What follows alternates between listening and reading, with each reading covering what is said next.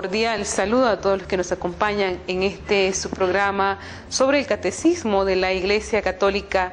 Esta es nuestra fe. Comenzamos con la reflexión del Papa Emérito Benedicto XVI sobre los Evangelios. La verdadera recompensa, dice el Papa, del discípulo fiel está en los cielos, es Cristo mismo. No olvidemos nunca esta verdad. No cedamos nunca a la tentación de buscar éxitos y apoyos humanos, en vez de contar solo y siempre con aquel que vino al mundo para salvarnos y nos redimió en la cruz. Cualquiera que sea el servicio que Dios nos llama a desempeñar en su viña, debe estar siempre animado por una humilde adhesión a su voluntad. Homilía de Su Santidad Benedicto XVI, viernes 14 de diciembre del 2007. Bien, vamos a profundizar sobre el número del Catecismo de la Iglesia Católica 1210, que nos da una introducción sobre los sacramentos en la Iglesia. Y nos dice este numeral que los sacramentos de la nueva ley fueron instituidos por Cristo y son 7. Corresponden a todas las etapas y todos los momentos importantes de la vida cristiana: el nacimiento, crecimiento, curación y misión a la vida de fe de los cristianos. En el depósito de la fe entendemos que hay 7 sacramentos que ha recibido la Iglesia y que lo ha transmitido y celebrado desde Jesucristo, como bien nos enuncia esta introducción sobre los sacramentos, el Catecismo de la Iglesia Católica. Y en esta primera parte trataremos de entender los sacramentos desde la experiencia de nuestra vida, como bien nos indica el numeral anterior. Como el Señor nos acompaña en nuestra vida, en las diferentes etapas, por eso no es solamente momentos puntuales, sino que es un encuentro de toda la vida. No vayamos a entender que solamente en el proceso del nacimiento, en el momento del bautismo, cuando recibimos la primera comunión, no, es un acompañamiento que se da en toda la vida. Por eso vamos a tratar de profundizar sobre esta experiencia de fe que se hace encuentro del Señor en la cotidianidad diaria de nuestra existencia. Veamos un poco, al mirar una cosa en su interior, nos concentramos en el valor y en el sentido que ella asume para cada uno de nosotros, desde nuestra experiencia. Deja de ser cosa para transformarse en un símbolo y en señal que evoca situaciones, provoca recuerdos y me convoca hacia el sentido que ella encarna y expresa. Como cosa puede ser absolutamente irrelevante, pero como señal adquiere una valoración inestimable y preciosa. Prácticamente, así, sacramento significa esa realidad del mundo que, sin descartarlo, habla de otro mundo humano, de vivencias profundas, de los valores incuestionables, del sentido que da plenitud a la vida.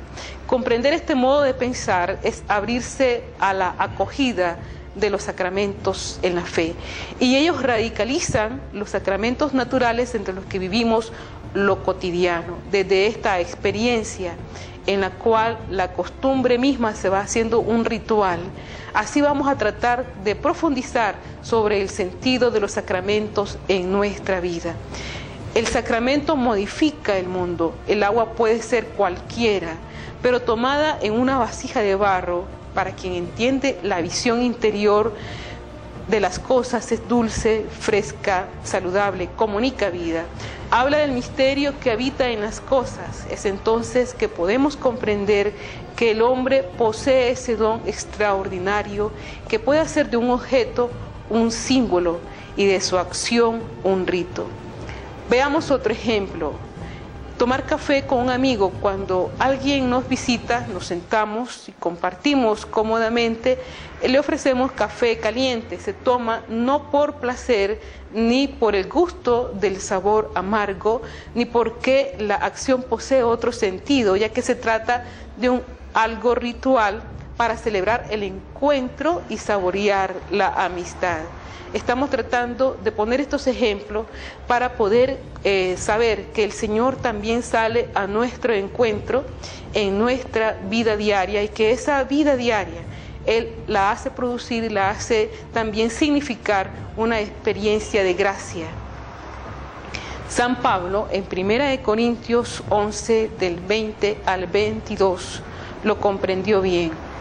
Algunos vienen a la cena eucarística solo para matar el hambre y saciar la sed, y los tales pierden el sentido del sacramento. Celebramos la cena eucarística no para saciarnos, sino para festejar y hacer presente la cena del Señor. Las dos acciones son las mismas, matar el hambre y celebrar la última cena, pero en uno y en otro caso el sentido es diferente. La acción cotidiana de comer es portadora, en este caso, de una significación diferente y simbólica. Constituye un sacramento.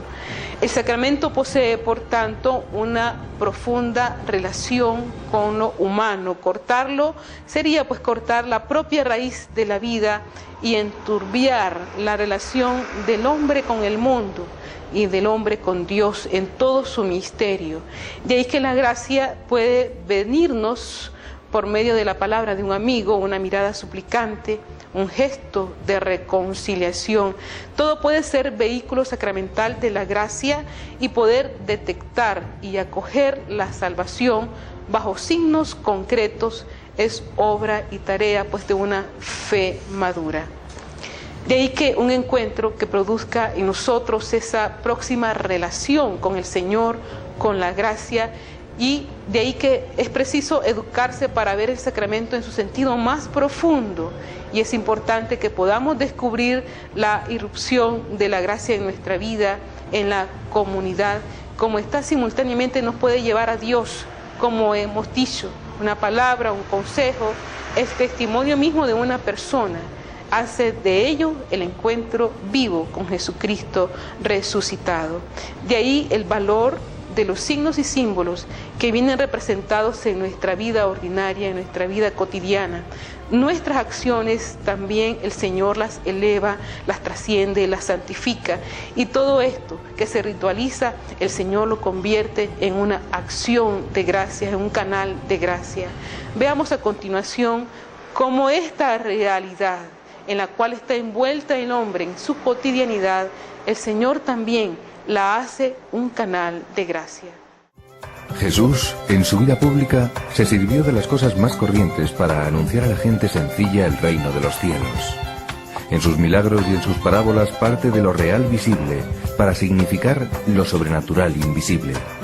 Dejándose bautizar en el Jordán, hizo del agua la materia del sacramento del bautismo, y con agua lavó los pies a sus discípulos. Del mismo modo, el pan sacado de las espigas de trigo y el vino extraído de la uva serán la materia de la Eucaristía. De bautismo y Eucaristía nos habla especialmente San Juan en su Evangelio. Así, al describir la pasión, cuenta cómo, tras la lanzada del soldado, del pecho de Cristo brota sangre y agua, símbolos de esos dos sacramentos.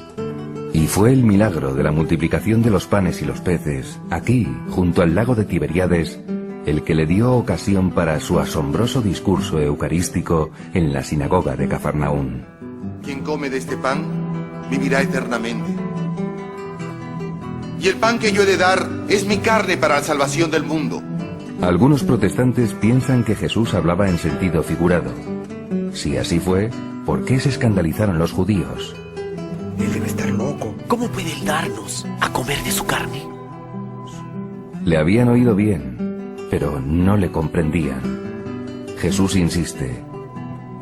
En verdad yo afirmo, si ustedes no comieran de la carne del Hijo del Hombre y no bebieran de su sangre, no tendrán vida en ustedes mismos. Muchos le abandonaron, como hoy.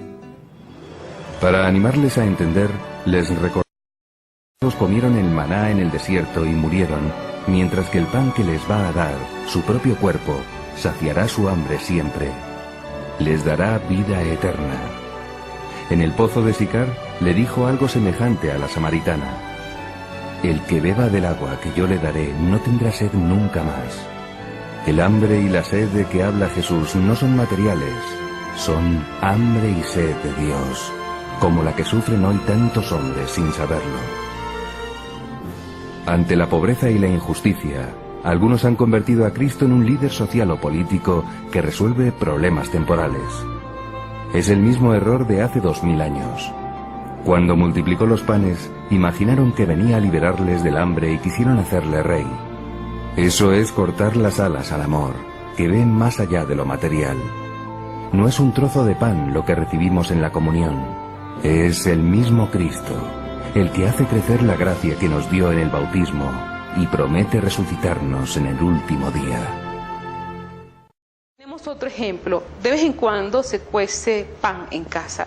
Un hecho semejante no deja de ser extraño. Pensemos que a alguien se le ocurre hacer pan. Hoy en día no es común el pan hecho en casa. Ahora el pan se cuece en la estrechez del horno de una cocina de gas. Ya no es como antes en un enorme horno de ladrillos. El pan se amasa con la mano largo tiempo. Las cosas no se amasan sin dolor. Una vez cocido, se reparte entre los muchos hermanos que ya están afuera y tienen sus familias y sus hijos. Todos hallan el pan sabroso, es el pan de mamá, de la abuela. Hay en él algo tan especial que no se encuentra en el pan que se vende en la pulpería o en los supermercados. ¿Qué es eso que hay en el pan? ¿Por qué se reparte el pan entre los miembros de la familia? Está hecho de harina de trigo con todos los ingredientes de cualquier pan y sin embargo es diferente. Lo sentimos diferente porque evoca, nos trae a la memoria, nos trae al recuerdo otra realidad humana que se hace presente en ese pan hecho por la madre, cabellos blancos, ya viuda, pero ligada a los gestos ordinarios de la vida y por consiguiente al sentido profundo que lleva consigo cada cosa familiar. Inmediatamente nuestra memoria se vuelve a la familia, inmediatamente nuestra memoria se vuelve al calor del hogar. Ese pan evoca el recuerdo de un pasado en el que se cocía semanalmente con mucho sacrificio. Eran familias numerosas esperando el alimento materno. Al levantarnos ya estaba ahí, sobre la mesa, la canasta de pan. Y estos ejemplos nos hacen reflexionar sobre el sentido sacramental.